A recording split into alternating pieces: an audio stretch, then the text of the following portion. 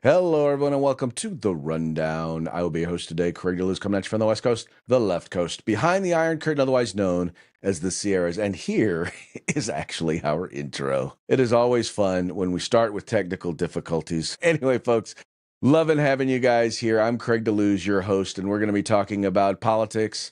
We're going to be talking about culture. We're going to be talking about the Second Amendment. We're going to talk about a bunch of stuff here from Sacramento, California. Unfortunately, Mike will not be with us today, or he won't be with us tomorrow. But I'm here, you're here, which means that we're going to have a good old time. So do us a favor. Go ahead and comment. Let us know where you're watching the program from. Let us know what you think about what we're talking about. If you like it, if you don't like it, look, still want to hear from you. Still want to know. Like I said, I may not necessarily agree with you, but hey, as long as we make it interesting, and although I will say this, once again, we do reserve the right to mock you. Oh, wow, is that a mockingbird? That's right. We reserve the right to mock you, much the way the mockingbird mocks, well, all of us. Anyway, but we're going to have a good time today because we got some really interesting news and some things to compare and talk about and contrast. So before we get into the program, which we're going to get into, let's start off with a quick shout out to our sponsors. We're going to start with Hitman Industries rifle and pistol caliber barrels available for you to purchase at any length. All you have to do is go to hitmanindustries.net. If you've purchased an AR in the last few years, chances are you already have one of their barrels. So if you're looking to either rebarrel your current rifle or do a brand new build, look first at Hitman Industries. And then you've got the California Republican Assembly working to help elect conservatives at all levels of government, from school board all the way up to President of the United States. Ronald Reagan once referred to CRA as the conscience of the Republican Party. Visit them at their website at cragop.org. That's cragop.org. If you want to be a part of California's future today, you got to join CRA. And then we've got the best in concealed carry tactical holsters available on the market. You will find them at hogholsters.com. That's HAWGholsters.com. Go there, check them out. I promise you will like what you see. Purchase a holster, and when you do, make sure you use the discount code The Rundown. All caps, one word, no spaces, just like it is right up there, and you're going to get a discount on us. That's HAWGholsters.com, helping Americans wear guns. And then finally, if you're looking for outdoor gear, if you're looking for cold weather gear, hot weather gear, wet weather gear, if you're looking for any sort of tactical gear, you will find it at uscombatgear.com. They have a huge selection. They have great prices and the best customer service available on the market. Trust me, visit the place where you can get all things tactical except the gun. That would be uscombatgear.com. All right, let's get into today's stories. We're going to start with the Smithsonian. Now, we all know that despite all of the good that Donald Trump has done, and by the way, all the good that he has done for so many, regardless of race, regardless of religion, regardless of ethnicity, throughout this country, Donald Trump continues to catch a lot of slack from the left, and in particular, they like to throw around the R word, and you know what I mean when I say the R word. Yes, they like to refer to him as a racist. And the latest attempt that they have right now to accuse him of being a racist it basically has to do with his attempt to reconfigure, rewrite, redo, however you want to put it, his attempt to fix the Smithsonian. And let's just be honest, what he's talking about doing over at the Smithsonian is 100% correct. Normally, I do not do this. Normally, I don't just go straight to the White House and use their talking points. But I really felt like I don't know that anybody has made a better case for the reason why the Smithsonian needs to be fixed than the president himself. And that's why we have, once again, our first segment is President Trump is right about the Smithsonian. Now, you have people who want to accuse the Smithsonian of, well, they're trying to whitewash history and they're trying to rewrite it. They don't want people to talk about the history of slavery or they want to promote America as this great white hope and yada, yada. Well, let's just be real. Let's talk just a little bit about some of the things that he wants to basically get rid of or change about the Smithsonian. Let's start with this first one here. It says the National Museum of African American History and Culture debuted a series to educate people on a quote on a society that privileges white people and whiteness, defining so-called white dominant culture as quote ways white people and their traditions, attitudes, and ways of life have been normalized over time, and portraying quote the nuclear family, work ethic, intellect, and white qualities rooted in racism. The campaign featured content from hardcore woke activist Ibram X. Kendi. Now, you might remember we've talked about Ibram X. Kendi. This is a guy who basically said that the only way in which to deal with past discrimination is with current discrimination. The only way to deal with current discrimination is with future discrimination. And I'm telling you, nobody believes me when I tell them about this thing on white culture, right? I mean, it's here. Let me read this. As a part of its campaign to stop being wealthy, white, and male, the National Portrait Gallery featured a choreographed modern dance performance detailing the ramifications of southern border wall and commissioned an entire series to examine, quote, uh, portraiture, I know that was a word, and institutional history through the lens of historical exclusion. So in other words, what you have here, this first one, where we're talking about things like work ethic, nuclear family, intellect, believing in logic and reason, believing in independence, right, in individual rights and individual responsibility. It's basically saying these are all things part of white culture, meaning if you believe in those things, you're trying to be white. They're saying that black people can't believe in these things. They're saying that Latino people can't believe in these things. They're saying that in particular, the very thing, oh no, if you happen to believe in the nuclear family, getting married, having kids, right? Getting married to your spouse, being married, staying married to one spouse and having kids and raising them. Yeah, that is whiteness. That's their attitude. That is the position that they're taking here. Now, I'm just going to say this, and it was funny because I had this conversation with someone literally just yesterday. If believing in logic and reason, if believing in the scientific method, if believing in individual rights and individual responsibility, if believing in pulling yourself up by your bootstraps, the rugged individualism, if believing in being on time, if all of these things constitute white supremacy, then I guess I'm a white supremacist. Because these are the things that have made this country great. These are the things that have made this country what it is. These are things that are not unique to Western culture. It's not unique to white people. It really isn't.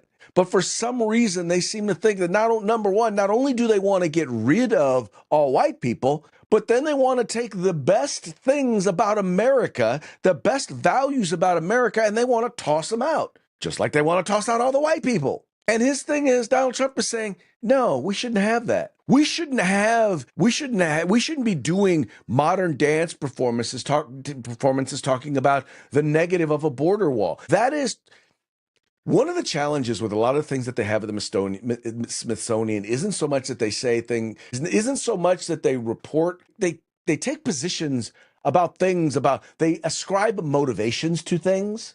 They ascribe value to things that just isn't so. They just make it up out of whole cloth in an effort to make America look bad, in an effort to make white America look bad. And then when you go to remove it, when you point out, hey, that's not right, then they say, Republicans are mean and nasty and racist. I mean, think about this. It's never what they do. It's always the reaction to what they do. Right? The idea that out of the blue, they decided that boys should be able to compete in girls' sports and beat up on girls, that wasn't controversial. The fact that people said, no, that's not right, that's controversial, right? The fact that they decided that we're going to put books that have pornography in them, that basically have like the book Genderqueer, the fact that books like that are in public school libraries. And by the way, Genderqueer is a graphic novel meaning comic book, that has images, graphic depictions of minors engaged in oral and anal sex. Look it up. If you don't believe me, look it up. Just look for the pictures. You trust me, you will find it. Now, it's not controversial that they put those books in the schools. It's controversial because someone said, that shouldn't be that is what is controversial. The fact that we dare say something about it. This is the sort of stuff that I'm talking about. Here's another one. All right, this one is the the American History Museum prominently displays the intersex inclusive progress flag at its entrance, which is also flown alongside the American flag at multiple Smithsonian campuses. Now, My thing is this, is that these things are blips in time. Why are these flags being flown? We should only be flying the American flag, especially that particular flag, because the intersex inclusive progress flag changes every other month when they discover a new gender. So no, you don't get to act as if it's settled. Here's another one. The National Portrait Gallery features art commemorating the act of illegally crossing the quote inclusive and exclusionary southern border, even making it a finalist for one of its awards. It also says here the National Museum of African Art displayed an exhibit on quote works of speculative fiction that bring to life the immersive, feminist, and sacred aquatopia inspired by the legend of Drexia and the underwater kingdom populated by the children of pregnant women who had been thrown overboard or jumped into the ocean during the Middle Passage. Here's another one. The American History Museum. The American History Museum's LGBTQ history exhibit seeks to understand the evolving and overlapping identities such as lesbian, gay, bisexual, transgender, queer, transsexual, transvestite, mahu, homosexual, fluid, invert, yearning, third sex, two sex, gender bender, sapphic, hydra, friend of Dorothy, drag queen slash king, and many other experiences, and includes articles on, quote, LGBTQ plus inclusion and skateboarding and the rise of drag ball culture in the 90s. What? No.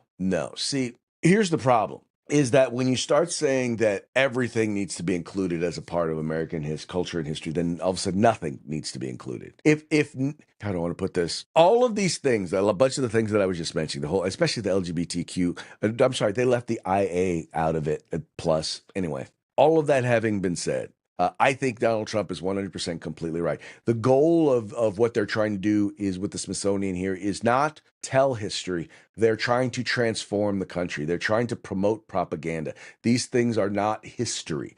Most of these things are, as they just said, they are fictional, right? They are promoting things that are in fact fictional, things that do not exist. I think it's important that we come against stuff like this. I think the point of the Smithsonian is to talk about what is, not to focus on what isn't, not to try and transform societally, right? In other words, in this case, what you're doing is you're trying to use art to transform culture. Culture is not transforming art. Right now, this is all stuff that we're like, wait a minute, what? This is all stuff that I promise you right now, 60 to 70 to 80% of the population is going to see this stuff at the Smithsonian and say, no, we don't want this. This should not be, in particular, all this stuff, this sexual stuff should not be stuff that we should be funding with our tax dollars.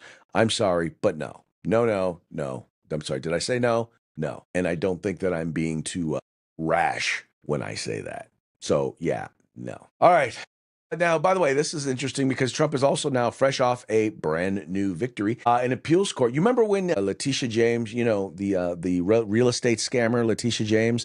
Yeah, she, well, let's just put it this way. She in trouble. Well, I don't say she's in trouble. An appeals court basically threw out the penalty on her. So she hit Trump with when Trump basically quote unquote, first of all, she went after Trump saying, well, he misrepresented the value of his properties when he took out a loan. The company that loaned him the money, they either didn't know or didn't care. Either way, they're happy with it because they got their money back because he paid them back. They made money off the deal. He made money off the deal. Everyone's fine. So there's no victims, but she decided to go after him anyway. And the judge had already decided that he was guilty. And the only thing that was debated was how much the fine was going to be. Well, it turns out that fine turned out to be $500 million. And the funny part was that in order to stay out of jail, he was going to have to put up, I think, either the entire amount or at least a third of that in order to be able to stay out of jail while during the appeals process. Well, that got thrown out. So eventually he was able to stay out without having to put up a whole crazy, well, it was still a crazy amount. But anyway, so it turns out the appeals court has now said, yeah, that $500 million civil fraud penalty, yeah, we're going to throw that out.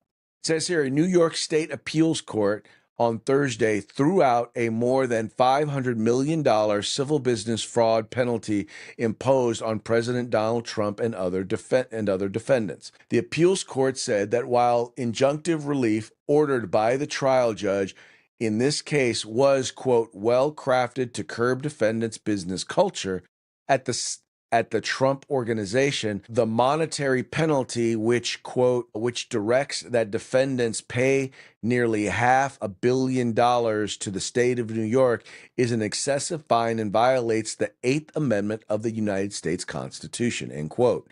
The lawsuit against Trump and his company, along with other defendants, was filed by New York State Attorney General Letitia James. Manhattan Supreme Court Judge Arthur Engoron on February 2024 ordered Trump to pay $454 million in total penalties after holding him liable for business fraud. Engoron found that Trump's statement of financial condition signed between 2020 and 2021 overvalued his assets between $812 million and $2.2 billion. With interest, the penalty imposed on Trump and other defendants in the case has grown to more than $500 million. CNBC requested a comment from James, the White House, and the Trump Organization on the decision, which was issued by the First Judicial Department of the New York State Appellate Division. Eric Trump, the president's son, one of the defendants in the lawsuit, reacted to the decision with a social media post. Quote, total victory in the New York Attorney General case. 5 years of hell just prevailed, wrote Eric Trump, who, with his brother Donald Trump Jr., operates the Trump Organization. Now, what I'm really hoping that they don't stop the fight here. What I'm hoping that they do is, all right, fine, the penalty got thrown out, but this was still malicious prosecution. There was no defense. In fact, I think that if you can demonstrate, and I think what they need to do is they need to demonstrate in court that, once again, the number of instances that this has happened, the number of places and times, and I would go after, right after Letitia James, I would go after all of these folks and show, these are all the times you did not prosecute someone for this, right? How am I supposed to, first of all, if it is illegal, which I believe, overstating your amount, if it is something that is, well, in this case, they're calling it civil, but if this is something that you can be fined for, where's evidence that you have fined people for doing this before? Let us see it. Because otherwise, then this is clearly a malicious prosecution. And that's really what it was. Let's just be honest. She said when she ran, she was going to go after him. She said when she ran, she was going to prosecute and go after him and invest. From the time she started investigating, this became a political prosecution. And she laid the groundwork when she was running for office. She said she was going to do this, and she did. And now we're finding out that, and she did it as a campaign promise. And now we're finding out that, you overstepped. And we knew she did what what everybody does when they're looking at lawsuits. She went judge shopping, and she found a judge who was going to be sympathetic. She found someone who was going to do exactly what she wanted, and basically flat out ignore the law, flat out ignore what is right, flat out ignore, how everything was going to look. Because, I mean, if you go back and you look at the polling numbers, most Americans understood and believed that this was a political prosecution. I don't know of a single person, a single political figure who did not believe that this was a political prosecution. I don't know if you do, but I don't know of anybody. Everyone I know believed it was a political prosecution. Because, let's be honest, it was. And it wasn't the only political prosecution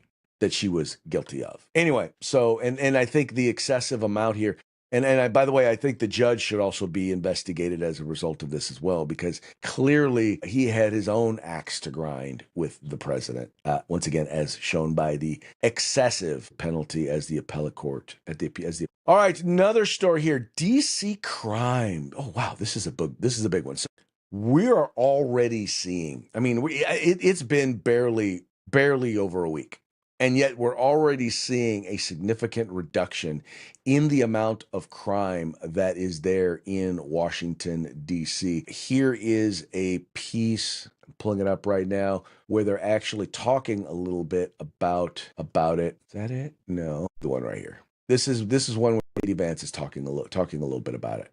They're calling Donald Trump a fascist for taking action that in 9 has dropped armed robberies by 55%. So part of sounding less crazy is being less crazy. And if the Democrats were less crazy, I think we'd all get along a whole lot better. Yeah, he's calling them crazy because according to the crime statistics, and this is data that's actually coming from the police union, because God forbid the actual, city hall should actually tell you the truth, because I think we all know that they're not actually going to tell you the actual truth because, well, they don't want you to have the truth. But this is coming from the DC Police Union. According to them, it says DC crime since the announcement of federal control versus 7 days prior. Robbery down 46%.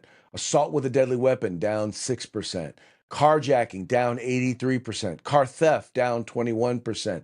Violent crime down 22%. Property crime down 6%.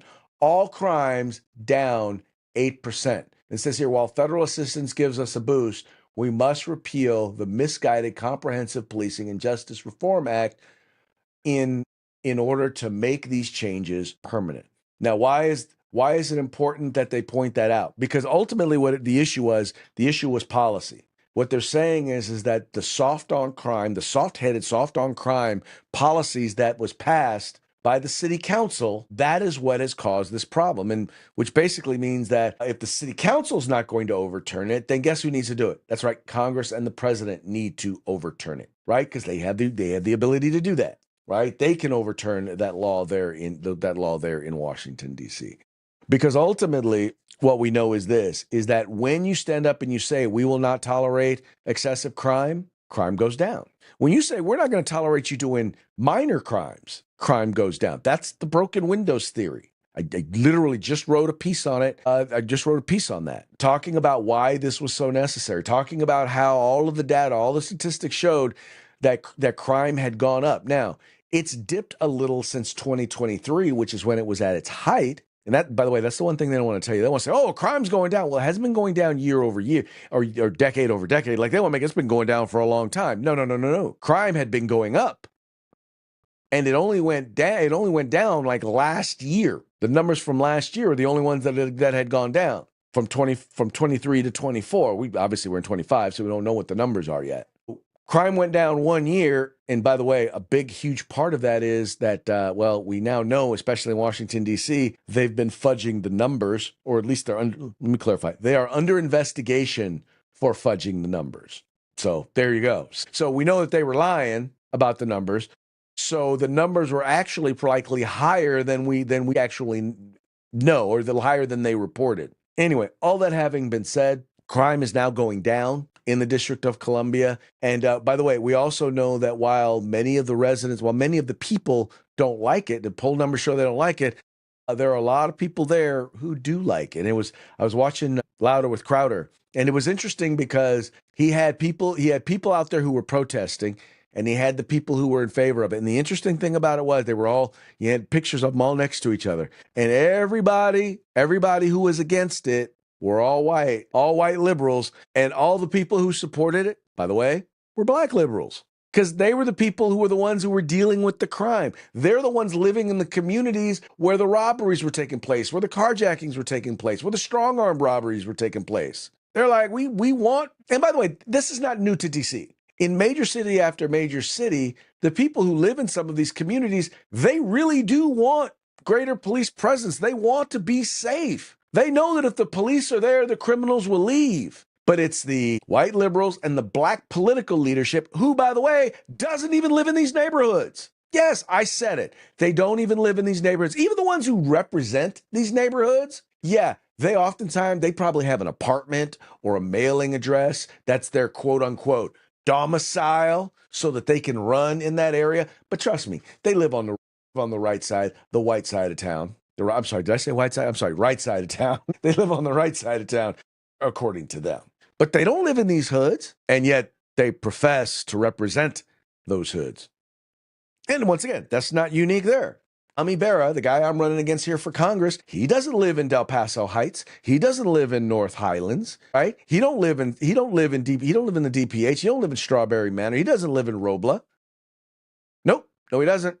He lives in Elk Grove. He lives in a nice big old house in Elk Grove, by the way, which is not even in the district, but I'm sorry, that's my own little pet peeve with him, but there you go. All I know is he ain't like us. Anyway, moving right along. This is another news story that we're going to report on. This is actually a very, very sad story. Dr. James Dobson, who has been a stalwart for biblical values, for family values, for protecting the family and protecting children for decades. He unfortunately has gone on to glory. Well, I'm glad if he's gone on, I'm glad he's gone on to glory. But once again, he is someone who will desperately be missed. This being reported by the folks over at Fox News. Dr. James Dobson, Focus on the Family, founder and advisor to 5 presidents, dead at 89. Dr. James Dobson was the founder of Focus on the Family Christian Ministry and former advisor to 5 presidents, has died at 89. Dobson, a psychologist widely regarded as one of the most influential Christian leaders of the past half century, passed away Thursday morning, the Dr. James Dobson Family Institute announced. He became a force in the 1980s for publishing conservative Christian ideals in for pushing conservative Christian ideals in American politics alongside fundamentalist giants like Jerry Falwell and Pat Robertson.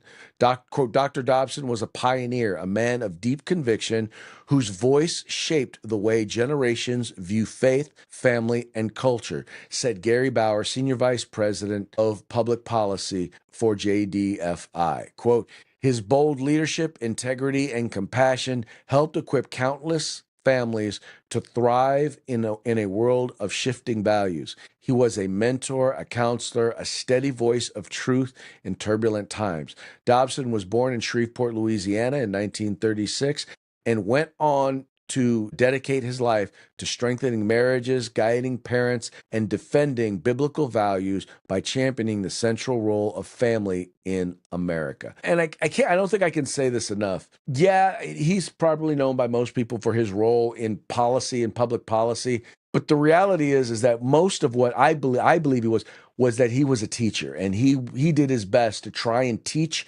prepare, and equip men and women to be the heads of their family, to be good mothers, to be good fathers, to be good neighbors, to be good stewards of the American dream. His impact cannot be overstated when it comes to the just the fight that has been needed and quite frankly is needed now. Could we use a Dr. James Dobson right now, someone who is focusing on these very things. And I might add, he always did it in love. You know, there were a lot of people who hated him. And I can never remember him having a foul word for them. It was always he was praying for them. It was always he disagreed with them. But he understood that just like we as believers have a right to stand up and make sure our voices are heard in the public square, that our First Amendment right doesn't go away because we happen to be believers, that our right to be involved in our civil governance process does not go away because we are believers. Just like it doesn't for us, it doesn't for them. In fact, we have a mandate. We have a biblical scriptural mandate to be involved in civil governance. And just by the way, as all of us do, if you go back and you read the Declaration of Independence, we all, regardless of what you believe, we all have a responsibility to be involved in this process. And, and hopefully the values that made this country what it is, and this is going back, we'll go right back to the first story where we talked about the Smithsonian. There are people who hate what America stands for, and they hate what America stands for because it's worked. And the things that they stand for haven't worked. No matter where they have been applied, they have not worked. But when you stand for God, when you stand for family, when you stand for our culture, truth, justice, the American way, whatever you want to call it, it works. And people, when you do things that work, there are people who hate you, and those people who hate you are usually the people for whom their values did not work, and they just don't want to own it. Anyway. All right, folks, well, that now brings us to our parting shots. Parting shots are brought to you by Hog Holsters. Just go to hogholsters.com, use the discount code The Rundown, all caps, no spaces. Get your hog holster today. This first one here, if there is anybody who is a potential to follow up on a Dr. Dobson, it's this gentleman who's here next. Now, I will say this. He's a lot more brash. He's not quite as I have heard him speak in love about even those who disagree with him. But if there's anybody who's in a position to be able to fill his shoes one day, Dr. Dobson's shoes one day, it's this guy Charlie Kirk. And I love the way here he is quite frankly, owning people. When I say owning, I mean in an era of mis and disinformation, there are a lot of people who think they know things or who know things. The problem is the things that they know just aren't true. He was actually talking about the statue debate, not what you said. So that's a hoax. That's line number 2. Oh, yeah, you said that somebody over here said something about Pete Hegseth being nothing more than a TV host. You should also mention that he was a service member of the military. Nope. Sorry, I'm going to talk uninterruptedly. Thank you. Service member and was a decorated war hero. Funny you didn't mention that. Oh, yes, January 6th came up multiple times from, you tried your best, but from you and from the opposition. It's not an insurrection. You called them all rioters. It's funny. A small percentage of the people that were actually there on January 6th did anything violently. The vast majority walked into the Capitol building after they were invited. Also, back to your point, I certainly hope Reform and AFD wins. So I hope that it's not to teach Trump a lesson that he goes too far. We'll get to that in a second.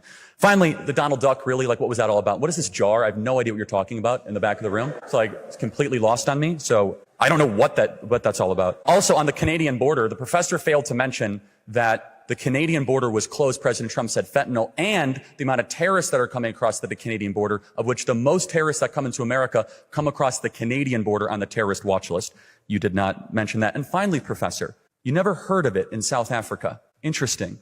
You never heard of that. The fact that a major political party in South Africa says, quote, kill the Boers, kill the Boers. I would expect more of somebody who wrote a dissertation and teaches here at Oxford to say that you would not know about the attempted slaughter and genocide of white South Africans. I never went to university. I take that as a great compliment. So therefore, everyone who went to university should be able to run circles around me. You'll be the judge, but I'll do my best.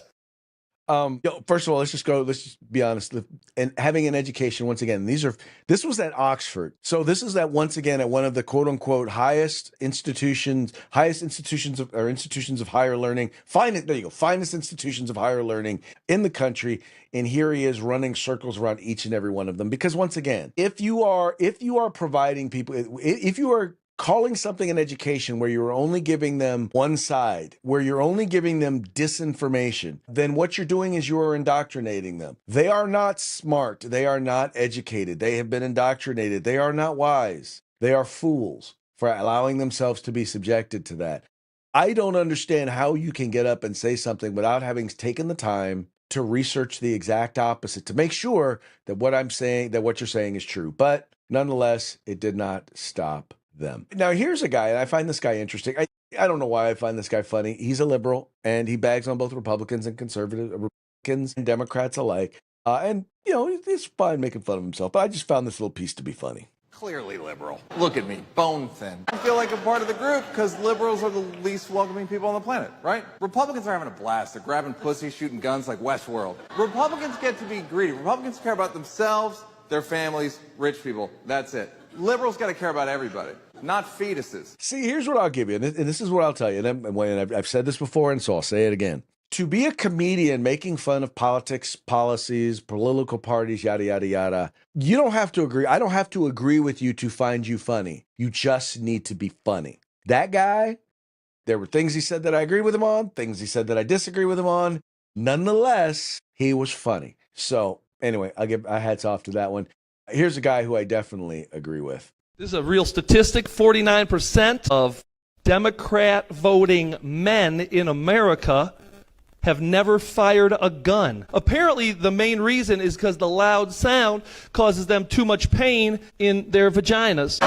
That's either an attack on the lack of masculinity or lack thereof of Democrat men, or it's a trans joke, one of the two, but it was funny nonetheless. This one right here is also kind of true. Donald, I demand you stop cleaning up Washington, D.C. right now. If you end the homelessness and crime, everyone will know I could have easily done that in California. How am I supposed to run for president in 2028 if everyone knows I never do anything? Gavin, I had to clean up D.C. It's like a third world country here. How dare you, Donald? What you're doing is somehow homophobic and fascist. Instead of wasting my time, why don't you fix those problems in California? You know damn well if I did that, I'd have nothing to campaign on every 4 years. Okay, then why don't you at least rebuild the Palisades then? It's been 8 months since the LA fires burned it down. I would if I had the money. Well, what happened to the money we gave you? It's in my pocket right now, and I don't have time to get it out.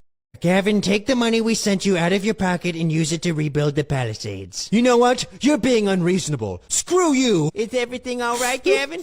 No, the president's making me look bad. I'm so upset right now I don't feel like fixing California for at least another 4 years. I know what you mean, Gavin. I've been mayor of Los Angeles for 3 years and still don't feel like doing anything.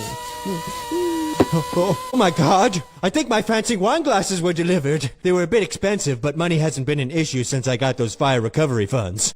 What the hell is this? He's done it now. Are you seriously gonna run for a 3rd term? I think so, Gavin. Who knows, I may even run for a 4th term. That's it, I'm running against you in 2028. I'm gonna pretend there's nothing wrong with California harder than I've ever pretended before. I gotta tell you, I love those things.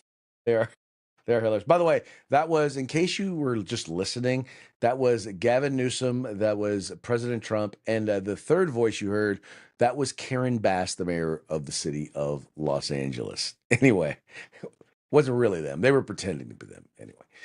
All right, folks. Well, that brings us to the end of the program. But before we go, we're going to give you one quick shout out to our sponsors, Hitman Industries. You'll find them at hitmanindustries.net. Rifle and pistol caliber barrels available for you to purchase at any length. The California Republican Assembly, the conscience of the Republican Party. Check them out at cragop.org.